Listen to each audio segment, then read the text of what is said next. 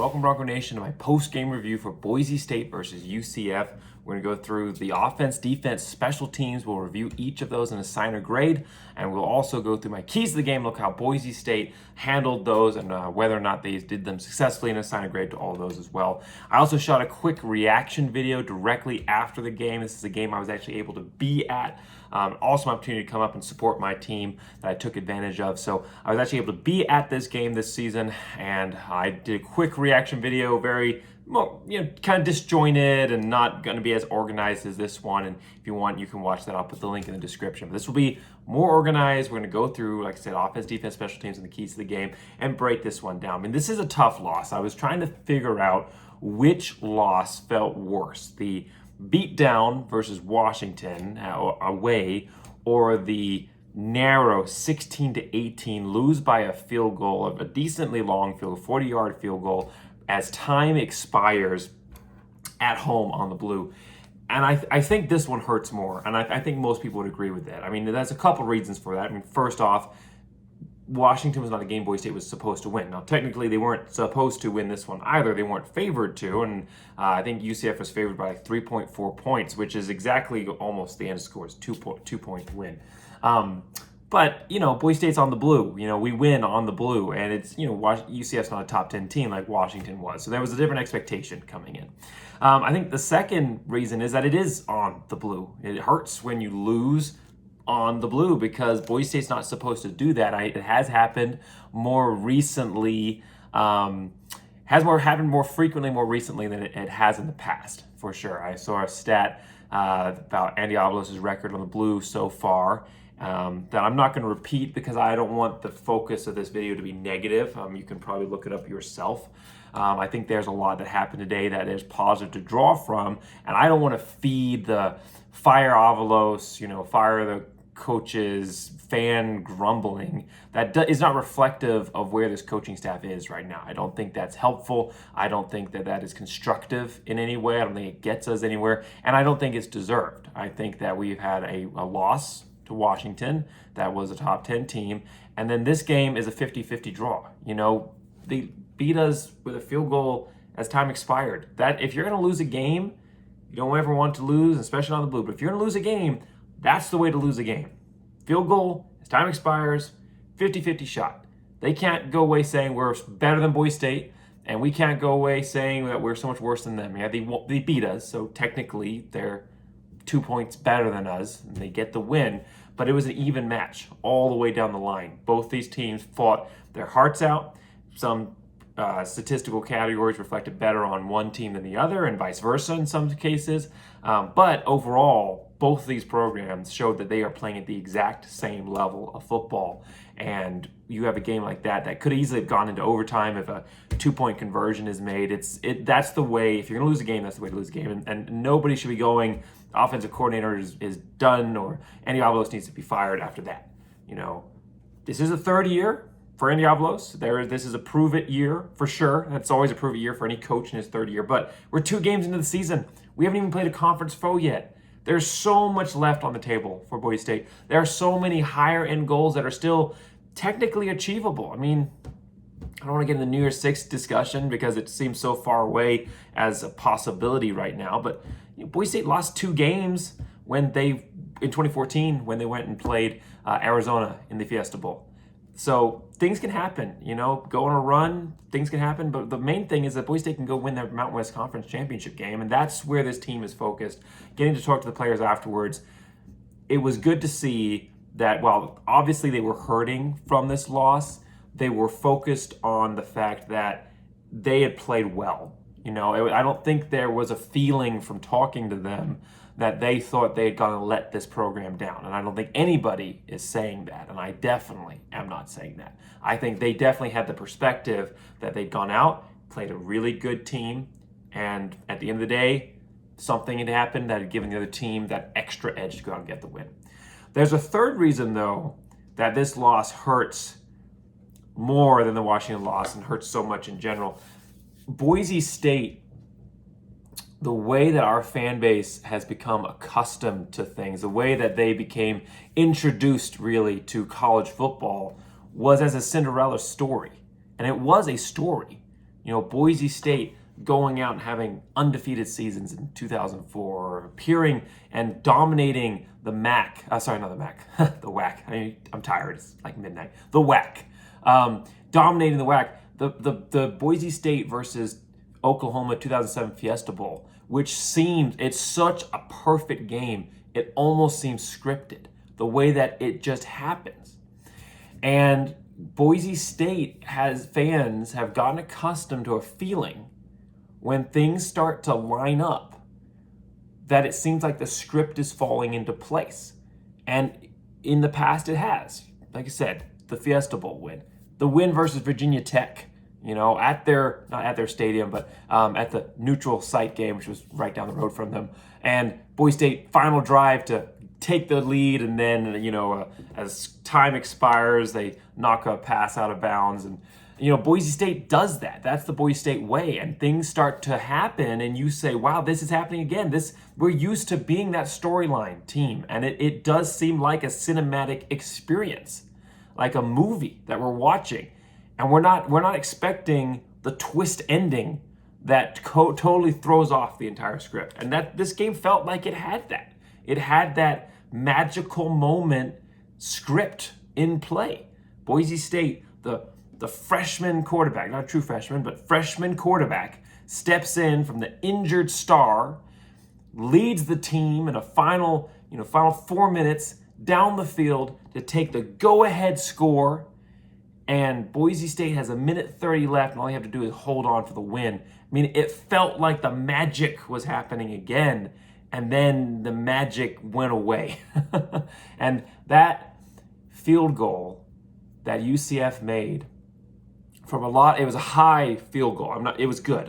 This is not a discussion point of whether or not that field goal was good. But from a lot of vantage points in the stadium, it was hard to see whether or not it had gone in. So when it went in, or when it was kicked, there was kind of this collective breath in the stadium. Everyone breathed in, and then they waited, and then the refs put their hands up, and nobody really breathed out. It was just everyone walked away. And so there's this feeling of we were this close to something incredible, and we missed out.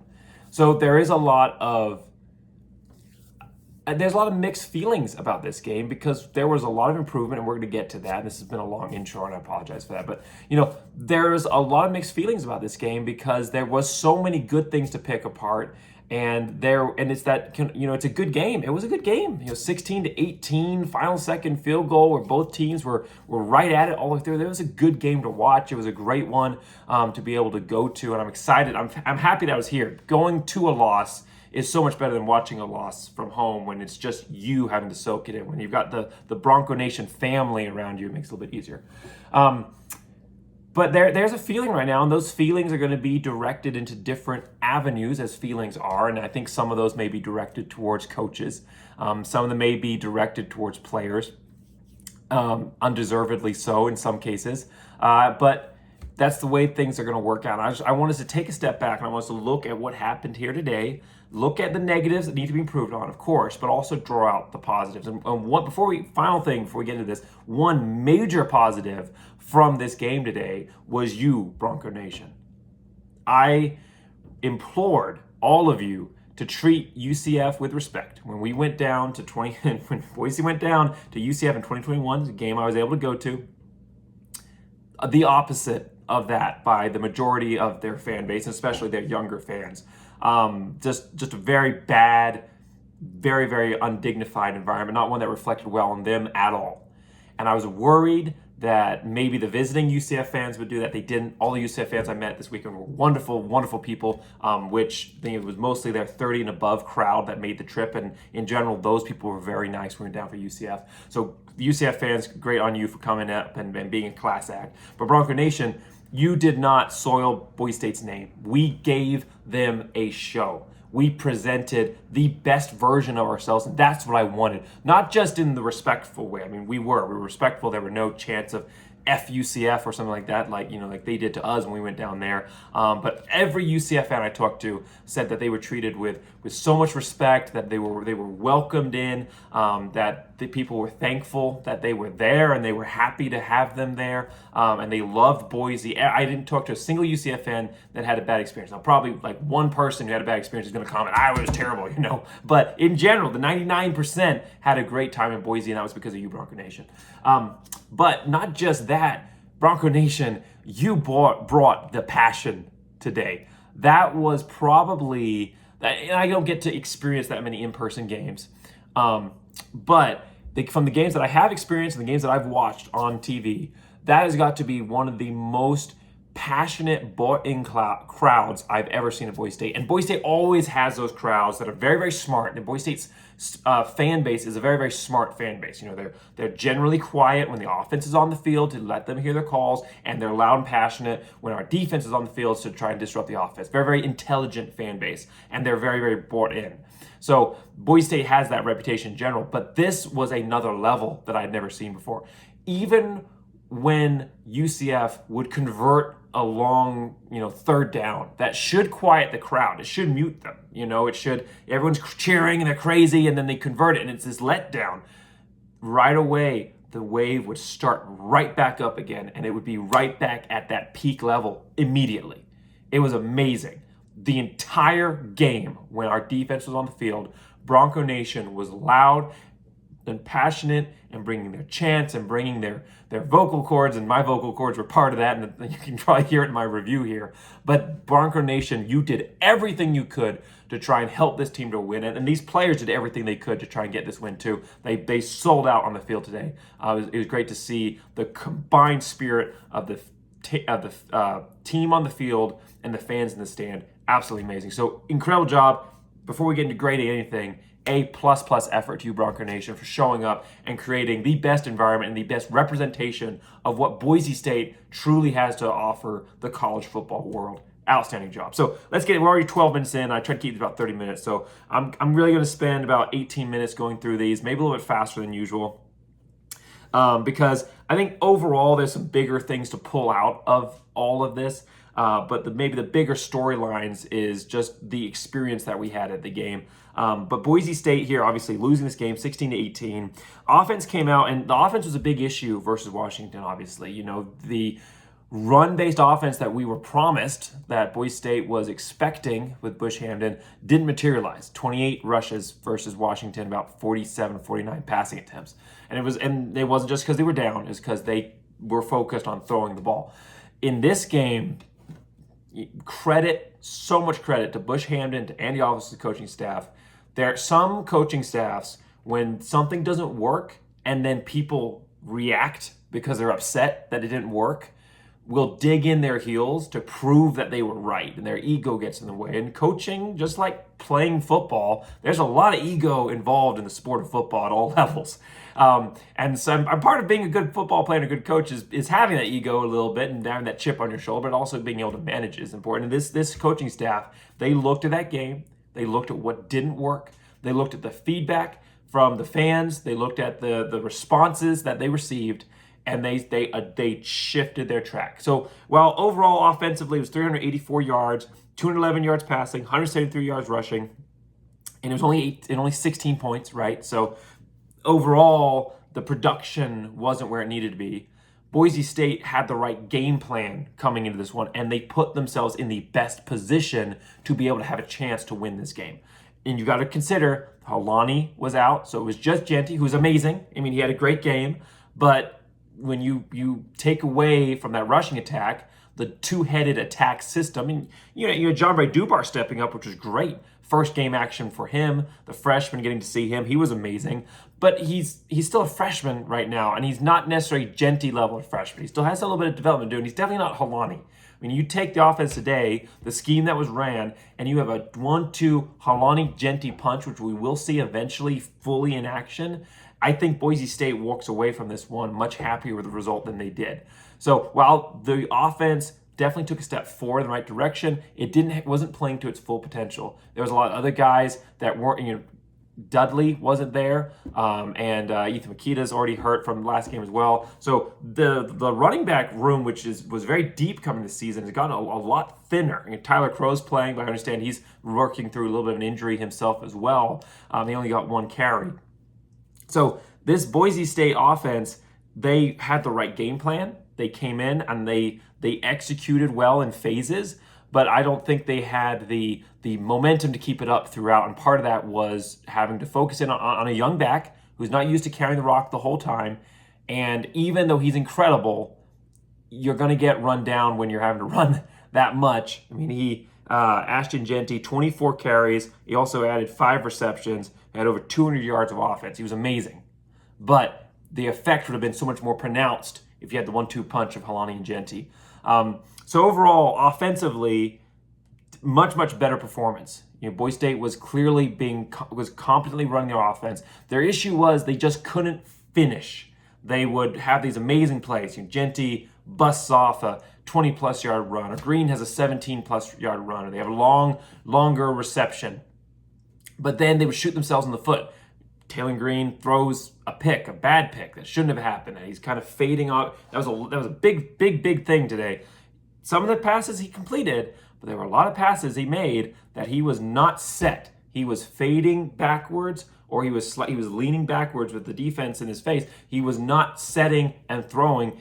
Missed Ashton Jeanty on an early drive that would have been a first down, probably being able to get in his hands because he wasn't set when he threw the ball. So that was the case with the pick as well. But Boise State would have these great plays, and they string a couple of them together, and then UCF would tighten up. They'd have first down that was a loss of yards or just like a 1-yard run, and then they'd have another second down that was either incomplete pass or if it would probably again another run that was again stopped up, and then the third down was incomplete. And so they kept getting so close to putting, they'd get to their 50, they'd get to their 40, and they'd work their way down the field a little bit, but then their drives would stall out. So they're obviously still, and I think again part of it is the players that are missing from this offense, but they're obviously still trying to figure out this new offense. And part of that is you open up with a completely different offensive scheme in your first game and then do not a full 180 because it's technically still a balanced attack, but pretty close. You go from, Boise State in this game had 39 rushes. So you go from 28 and 47, I think it was passing attempts, to 39 rushes and 27 passes. So a complete reversal of priority as far as passing and running goes. And it's the right priority. It's what Boise State's built for. The wide receiver room is still inexperienced. It's still developing itself. Played much better today. No significant drops. Technically the McAllister one-handed catch that was ruled an incompletion is technically a drop, but it would have been an incredible catch. There was no obvious in your hands, that should have been a catch moment for Boise State. That works for UCF, but there was no moments like that for Boise State. So much improved in the passing game, but it's still a passing game that Boise State is still trying to find that number one wide receiver to build that experience throughout the receiver room and that reliability, and also to get Taylor Green to a point where he can pass effectively throughout the game and make the right decisions. And he is still a young quarterback. I think a lot of people forget that because he is such an incredible talent and they see the potential. But you can't go right to the potential. You have to build to that potential. He's still a sophomore who just completed a half season, first time ever playing as a freshman for Boise State. Not a true freshman, but a freshman for Boise State. So you have a young quarterback who is not used to throwing the ball a lot in a tough environment. I mean, it's Boise State home, so the environment's not good, but a tough matchup versus a good team that it is a close game and you make some bad decisions. And we saw that from Taylor Green today. 9 of 19, 144 yards, 1 touchdown, 1 pick. There weren't any major drops, so most of them were just not great throws, and the pass protection was decent throughout the game, continuing that trend of the offensive line improving itself from last season. So the pass protection was fine. It's just I think Taylor Green was just a little bit off today and ended up exiting the game in the fourth quarter due to what Andy Avalo said was cramping. I'm not going to say it's not. I don't know. But, I saw him on the sideline with the trainer testing his legs up and down. And you're kind of doing those little tippy-toe jumpy moves. That doesn't look like cramping to me. But hopefully he's back in shape here pretty soon. And if he's calling it cramping, if it's not, it can't be that significant of an injury. So, but he goes out of the game, and you have the freshman quarterback who is the complete opposite of Taylor Green. Taylor Green is this massive, athletic quarterback, and Madsen is a good quarterback himself, but he's physically a very different looking quarterback. When you have the Taylor Green stature exit and Madsen come in, it is a noticeable change, and it would be noticeable even Madsen was out by himself. But wow, a true highlight of this game was the way that he stepped up in a tough moment. And Boise State didn't work him into the game easy. They didn't say, we're going to give you a couple handoffs to get the feel of the ball. No, Boise State came out slinging with him, and he completed his first pass. He was great, 5 of 8 for 67 yards and a touchdown, no picks. There were no what I would call freshman errors where he threw the ball into a bad spot. He even took a sack, which was the right move when he needed to. He managed to get the ball out when he was maybe going to take a sack in some situation. It was great. Overall, outstanding job. He found wide receivers, he was distributing the ball very, very effectively. And he led Boise State on a final drive, which was a great score by Cobbs. That was amazing to catch the ball in space, break a tackle, and get into the end zone. The stadium erupted. That's that Cinderella moment that makes you feel like something is about to happen, and it didn't eventually, but that moment was incredible. And Madsen was there. That was him being able to put that together. And have a quarterback who can step in like that in that role and maybe not fit the typical physical frame of what you would think in a quarterback. Boise State obviously saw something there when they went with him. And he showed that on the field today, and it was very, very impressive. So I rest very easy knowing that he is backing up Taylor Green. And I think maybe when Taylor Green's able to come back, and hopefully he's good to go next week and it's not any big issues. Again, if it was just cramping, I don't know why you aren't able to come back into the game. But I hope it's not major issues. But the fact that you have a quarterback like Madsen on the bench who can handle this offense, not just passively, but effectively, strongly, put you in a position to win. I mean, we did not lose this game because of Madsen. He put us in a point where we were winning and had a chance, and UCF got a field goal. And it's not necessarily on the defense. There's a lot on the refs. There's a lot of false starts they didn't call. And some very, very bad penalties that they should have called that they didn't. But he put us in a position to win. And having a quarterback like that on the bench that can come in raw, cold off the bench and put you in position to win a game makes you maybe a little freer to use Taylor Green in his most athletic prowess, which is his running game, makes you a little freer to be able to push that a little bit more. Because you know that you're safe with your backup if something happens to him. So offensively today, it was the right game plan. So last week, wrong game plan, and the play calls were fine, were not executed very well. Today, right game plan. I did actually have an issue though with the play calls.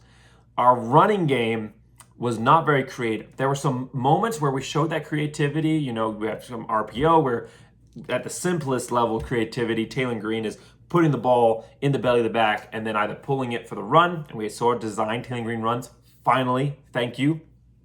But putting it in the belly of the back, pulling it and running outside, or handing it off to the back. And that's like the basic level of how the simplest version of a complex running game you can have. Then we saw some more complex where you had a couple of backs in there, and Boise State fakes the ball to one of them. Other guy comes around, hands the ball to him. Quarterback runs out and so you got this misdirection going on. Boise State should have done a lot more of that. What we ended up seeing was kind of just run it in their face and see if we can get somewhere, and we didn't. The offensive line was not creating holes in the center of the defense for the most part against UCF. And Boise State was killing their drives by just running it right up the middle, simple handoffs right up the middle with no window dressing to do anything to push that defense aside. And the offensive line was not able to support the run game effectively. And maybe that's different if you have a Halani Genti punch and they're both running at full cylinder, 110% the whole time. Maybe it's a little bit different. Maybe it's different if Taylor Green doesn't get hurt there in the fourth quarter, is able to finish the game and puts on a little bit more of a running show there as he kind of takes over the game at the end. Maybe that's different. But we did see that Boise State, especially after UCF made their defensive adjustments at halftime, not as effective, and especially not very effective running the ball up the middle. So overall, offensively, Boise State had some nice moments. They didn't have any major drops. They had a great step up by the new players here. John Ray Dubar, he was very, very fast. I loved. He kind of looked like Genty 2.0. You know, I loved seeing him out there. Loved seeing Madison step up. I thought the offense was in. This is the offense we should run. We just need to do it a little bit more effectively and put these drives together. And I think part of that will be getting your guys back. Part of that will just be getting this offense, these players used to this new offense and it becoming more familiar to them. It's completely different from practicing something, no matter how much time you have to do it, and coming and executing on the real field. It's completely different when you have to react live to defenders and defensive coordinators that you have no idea what they're going to be doing. So Bush Hamdan and this offense are figuring themselves out still. But I have a lot more hope and faith. If we'd come out and run exactly the same offense we did versus Washington, again, I'm losing my voice, so I gotta get to this defense special teams. This is probably gonna end up being like a 40-minute video. But if we'd come out and run the same offense that we did versus Washington, even if this final score had been 16-18 and we'd lost the exact same way, I would be having a very different perspective on this offense than I do, because I'd have been saying that's still the wrong offense. We're not built for that, and we shouldn't be running that, and it's not going to get better, that much better as the season goes on, and we're running away from our strengths. We are now playing to our strengths. We just got to get some of that strength back and get this offense used to itself, and I see a lot of potential for it down the road. So cut the calls of fire Hamdan and cut the calls of fire Avalos. Wait till the end of the season if you want to throw out crazy statements like that. But this offense is moving in the right direction. So overall in the game, even though it wasn't the most impressive offensive performance, even though Boise State, less than 200 yards rushing in an offense that ran almost 40 times and less than 230 yards passing, Boise State still ran an offense that was effective. They put themselves in a position to win. They had it. They went down and they scored to give themselves a chance to win this game. So I'm giving this offense a B, solid B across the board. A lot of room for improvement, but also a lot of room for hope. All right, my voice is gonna go out here in like 10 minutes, so I've got to get through this. So I'm gonna spend a little less time on the defense, special teams than I did talking about the offense. I think the offense was really the focal point of this game anyway. So defense, special teams, just a little bit shorter than wrap up. So defense overall, a lot of yards given up. 530 yards passing, 272 yards passing. 530 yards overall, 272 yards passing, and 258 yards rushing. That's the big step. That's unacceptable.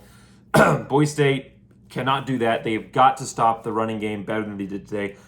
UCF averaged 6.3 yards per carry versus Boise State. Pretty much any time they handed the ball off, right in the middle, pretty much what Boise State was trying to do to them, they were able to do to us.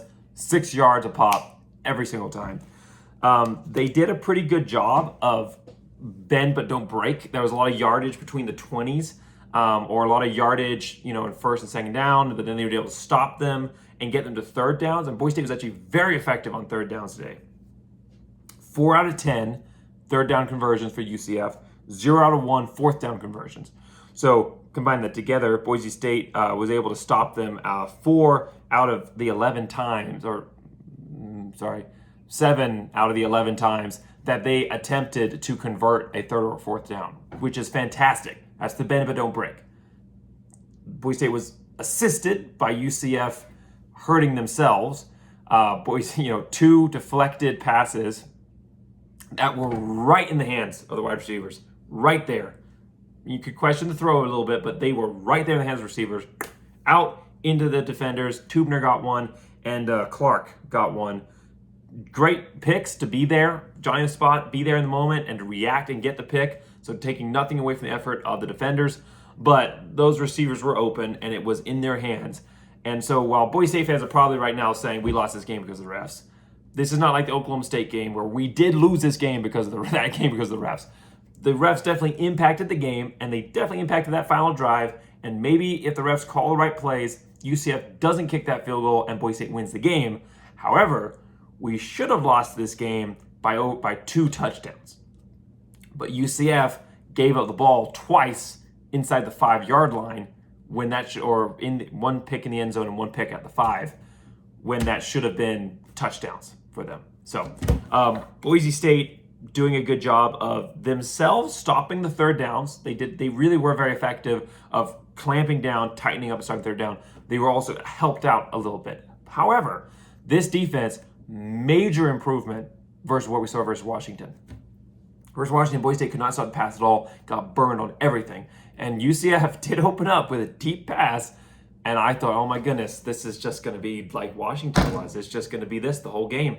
And it wasn't. That was the longest pass. It was a 53-yard pass, and that was it for the whole game. There was a couple other slants, like 10, 12-yard passes that were just ran for a long distance. But as far as deep throws, there was one other time where a receiver was open, right in the fourth. It was one of the last drives, maybe it was the last drive or the second last drive, where the wide receiver was wide open. He had like 3 or 4 steps on the defense, and Plumlee just, I don't know if Plumlee overthrew him or if the wide receiver wasn't running his route full speed, because it maybe looked like it was a little bit of both.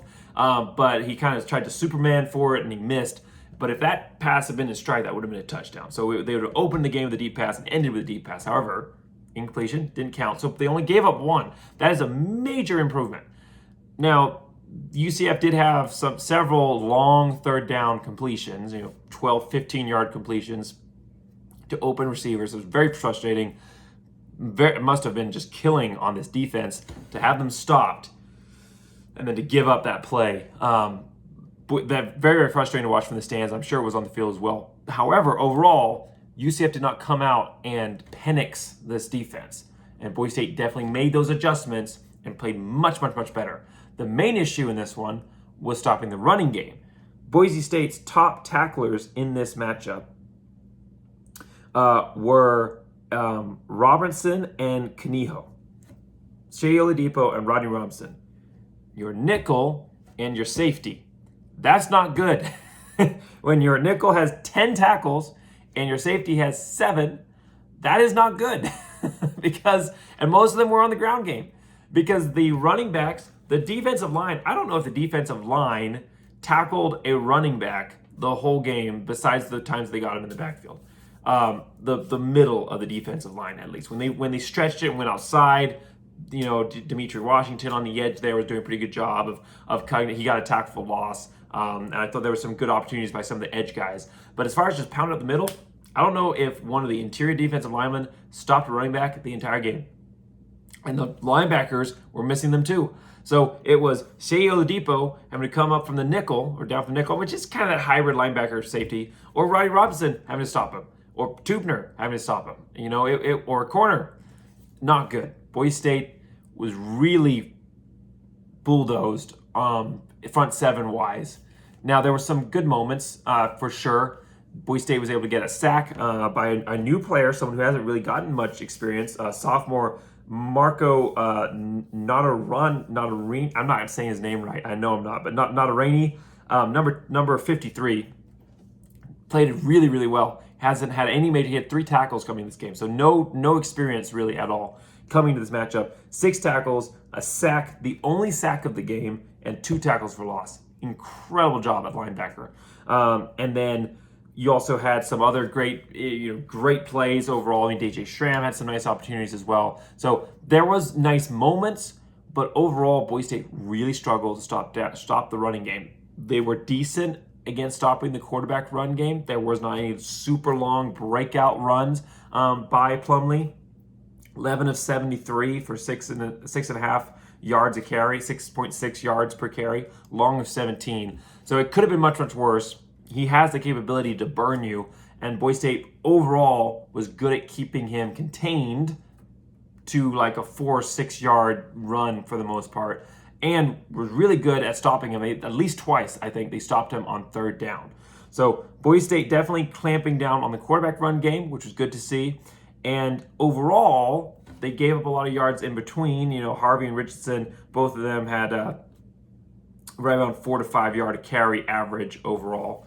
But Boise State did a good job of coming up big and stopping them on the 3rd downs. So it's a give and take there. Boise State, the most important stat is not the 530 yards they gave up, but but the fact that they only gave up 18 points. That is huge. To go from what happened at Washington, which I'm not even going to repeat that score line, to come and give up only 18 points and to truly give your team an opportunity to win this. I mean, they stopped the drive, forced UCF to push for the field goal instead, didn't give up any long touchdowns or quick scores here, forced them to go to a 40-yard field goal that they ended up converting.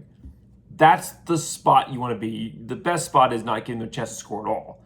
But it wasn't like it was a gimme, extra point kick. It wasn't like it was even a 33 or something yarder. It was a 40-yarder. It was a clear, extended mid-range kick that basically becomes, in that environment, that loud crowd, a 50-50 shot. And it was almost missed. It was a high kick that was not centered, at least from my vantage point. It didn't look like it was centered. That could have been missed. I mean, the Boise State's defense, they put themselves in the right spot. So overall here, we saw some new faces. Freshman number 20 safety Ty Bensfield, that the announcers, I guess, didn't know existed because I think they called him Robinson when he was on the field. The announcers made a lot of mistakes with names today. So somebody needs to update their roster for them.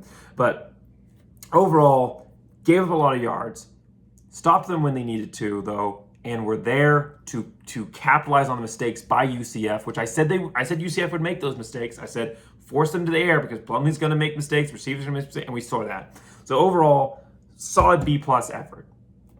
18 points, 530 yards, but only 18 points. Saw some new faces. I liked what I saw overall. By this defense, especially considering the Washington game, I am seeing improvement moving forward.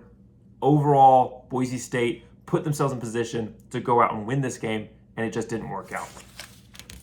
Finally, looking at special teams, this for me is my favorite unit of the day. We thought that the special teams performance versus Washington was pretty good. This performance was exceptional. Jonah Dalmez nails what I believe is a 56-yard kick. They called it a 55-yard kick on the field. ESPN is counting it as a 56-yard kick.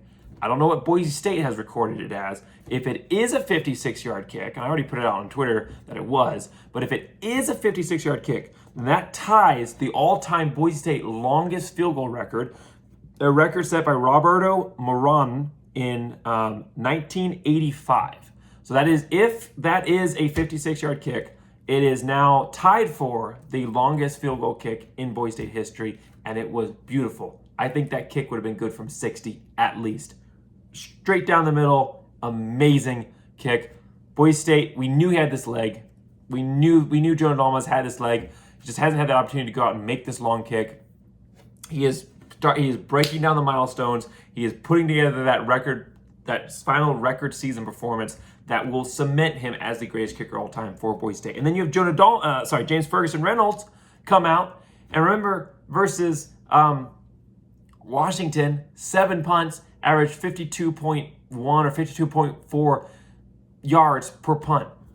Was that a fluke? Well, no, because he comes out today, 5 punts, averaged straight at 50 yards overall, 4 of them inside the 20. Amazing performance to watch. A true highlight to be able to watch him go out on the field and perform the way he did. He knew what he was doing. He knew how well he was playing because he even got a little swagger. And you love it when a punter gets swagger. Oh, it's so good to see. He made a punt that was fourth quarter, I believe it was, and he nailed them inside the 6. And it went up and just dipped out. It landed just out of bounds at the 6. Perfect punt. And he just walks away like this. He looks at the crowd, and you know it. Oh man, it's good to see a punter with energy. Fantastic job by him.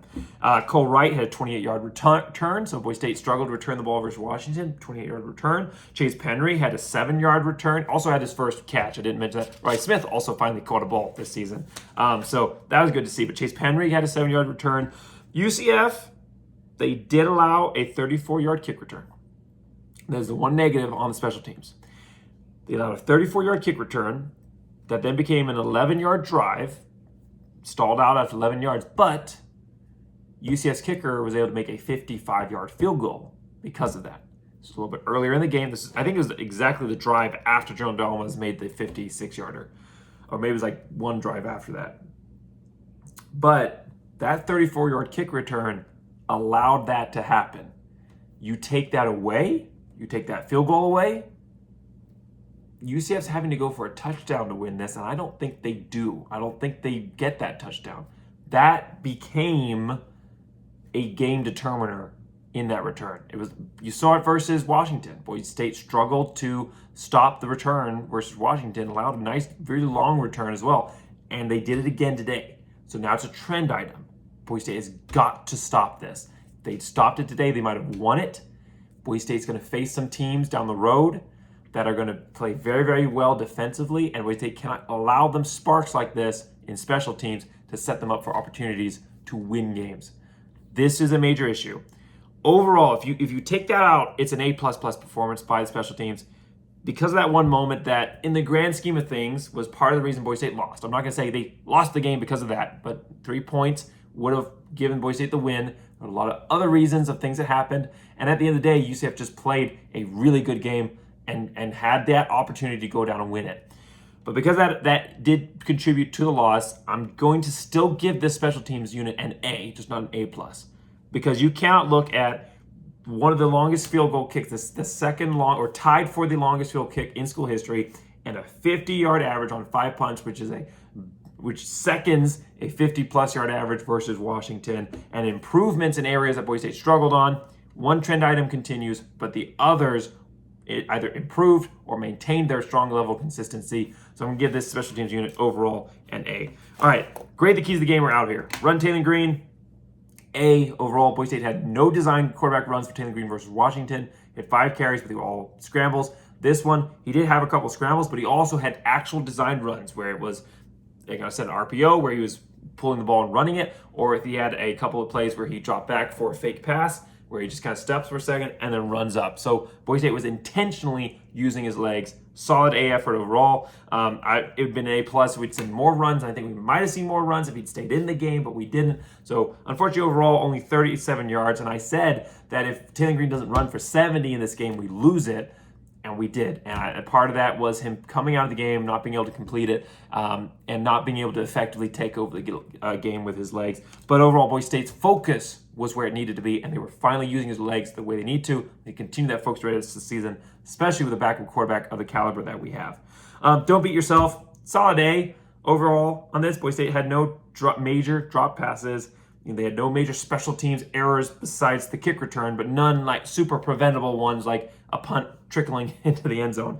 And they had no turnovers that were right there in their hands. They caught both of the turnovers that were right there available to them. So Boise State did not beat themselves in this one. Of course, you always do things to contribute to you losing a game, but overall, Boise State did not have any major errors where you just shook your head and go, how could that happen? That's ridiculous kind of moments, which just seem to happen all the time versus Washington. Finally, key number 3, contain UCF's quarterback. They gave up yards, 6.6 yards a carry, 73 yards. But overall, they stopped him when they needed to. They didn't allow any super long runs, and he did only have 73 yards on 11 carries, and even sacked him. His legs were not the reason that UCF won this game in the end. So I'm going to say B+ overall because it could have been better, but it could have been a lot worse. I liked what Boise State was able to do. So this is probably one of my longer reviews, and I promise I will try to, again, keep these to 30 minutes. All my other reviews should be right at 30 minutes, but this is a game I was here for. There's a lot to talk about. It's a major loss, but there's also a lot to take out of it that we can build on that was good and that we need to move forward and look at it from the right perspective. So I'm not going to apologize for having a slightly longer review video on this one. This was a great game to come to. Thank you, Bronco Nation, for being so welcoming. As always, for anybody that came up and said hi, thanks so much for doing that. I love being able to interact with my Boise State family and being able to meet all of you in person and being able to experience that and be there for this game. Again, like I said, a loss is harder to deal with alone. So getting to be part of this with you, even if it was a loss, was still a true joy for me. So I'm going to cut it off because my throat's about to die. I'm going to give you the best Big Blue I can. We'll see how much I got left in me. But thanks so much for watching. Make sure you like and subscribe. And as always, go Big Blue!